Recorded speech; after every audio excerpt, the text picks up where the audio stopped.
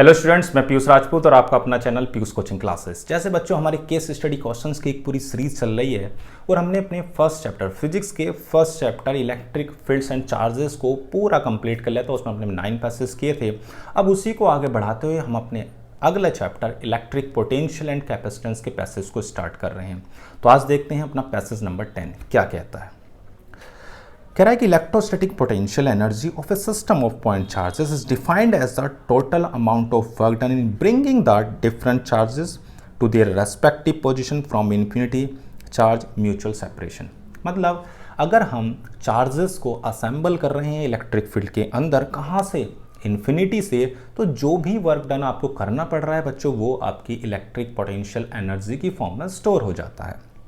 This work done is stored in the system of 2-point charges in the form of electrostatic potential energy. Electric potential difference between any points A and B in electric field is the amount of work done in moving a unit positive test charge from A to B along any path against the electrostatic force. यानी कि अगर आप किसी भी unit positive test charge को electric field में एक point से दूसरे पॉइंट पर लेके जाते हो, तो जो भी अमाउंट ऑफ वर्क डन है बच्चों, उसे बोलते हैं इलेक्ट्रिक पोटेंशियल डिफरेंस, जिसके लिए आपके पास ये फॉर्मूला है। ठीक है, क्या फॉर्मूला है आपका? ये आपको यूज़ करना है, कोई दिक्कत तो नहीं। चलो पहले क्वेश्चन की ओर बढ़ते हैं। कह रहा है test charge is move from lower potential to higher potential point, the potential energy of the test charge will be. देखो भाई, आपको फॉर्मूला पढ़ा कि V is equal to W/Q। आप इसको कहाँ से देखो बच्चों, आप अगर मूव करते हो किसी पॉइंट B से A की ओर, ऐसे जा रहे हो, यानी कि आपका जो वर्क डन है वो B/A है अपॉन Q। तो ये जो होगा आपका BA माइनस BB, कुछ इस तरह से आप लिख रहे हो। अब देखो जो BA है वो बड़ा है किससे? इस पॉइंट से। उसने बोला ना लोअर से हायर की ओर जा रहा है, तो ये जो पोटेंशियल डिफरेंस होगा बच्चों ये पॉजिटिव होगा। अब पॉजिटिव है तो इसका मतलब पोटेंशियल एनर्जी उसकी इंक्रीज हो गई, यानी कि ऑप्शन हो जाएगा बी। मतलब अगर लोअर पोटेंशियल से हाई पोटेंशियल की ओर जा रहे हैं तो आपकी पोटेंशियल एनर्जी बढ़ जाएगी, क्योंकि पोटेंशियल डिफरेंस पॉजिटिव है। ओके, चलो बच्चों अब आते हैं, which of the following statement is not true. Electrostatic force is a conservative force, ये बात सही है। कह रहा potential energy of a charge Q at a point is the work done per unit charge in bringing a charge from any point to infinity, ये गलत है।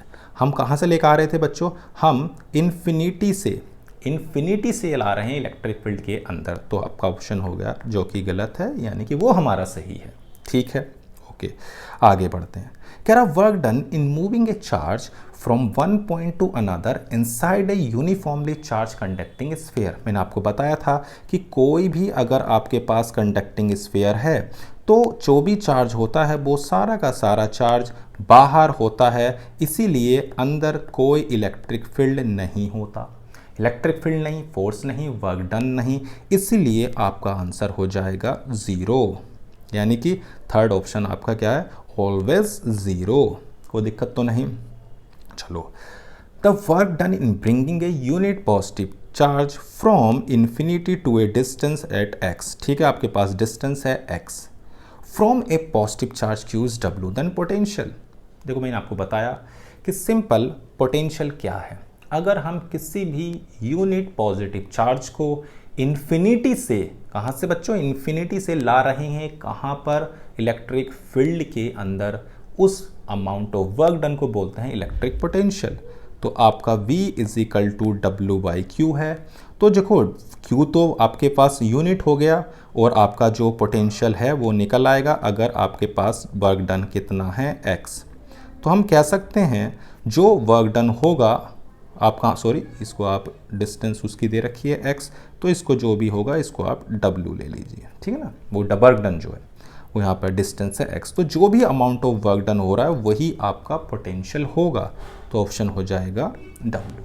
समझ में आ गई बात कि किसी भी यूनिट पॉजिटिव चार्ज को इन्फिनिटी से इलेक्ट्रिक फील्ड में किसी भी पॉइंट में लाने पर जो भी अमाउंट ऑफ वर्क डन होता है उसे बोलते हैं हम पोटेंशियल।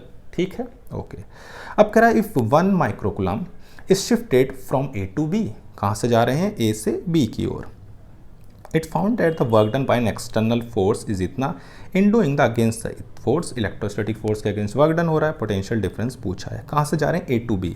तो मैं ऐसे लिख सकता हूँ क्या, डब्ल्यू एक्सटर्नल, हमारे पास फॉर्मूला क्या है, V is equal to W by Q, यानी कि पोटेंशियल डिफरेंस हो जाएगा B B minus B A into Q, लिख सकते हैं। ओके, वर्क डन कितना है प्यारे बच्चों?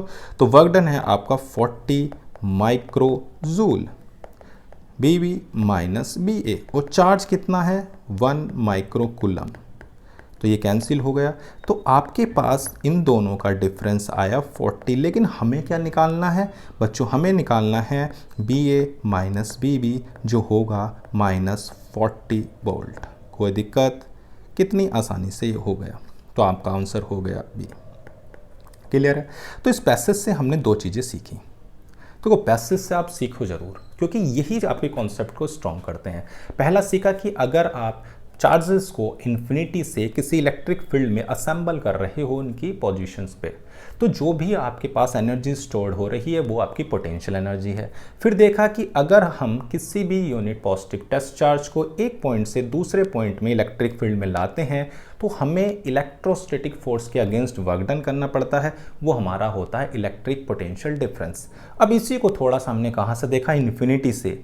अगर हम इन्फिनिटी से इलेक्ट्रिक फील्ड में किसी पॉइंट पर आ रहे हैं तो जो भी unit positive test charge work done कर रहा है वो आपका होता है इलेक्ट्रिक पोटेंशियल। तो तीनों बातें क्लियर हो गई इस पैसेज के थ्रू, पांचों के पांचों MCQs भी हो गए। ठीक है बच्चों, तो आज की क्लास में सिर्फ इतना ही। Thank you.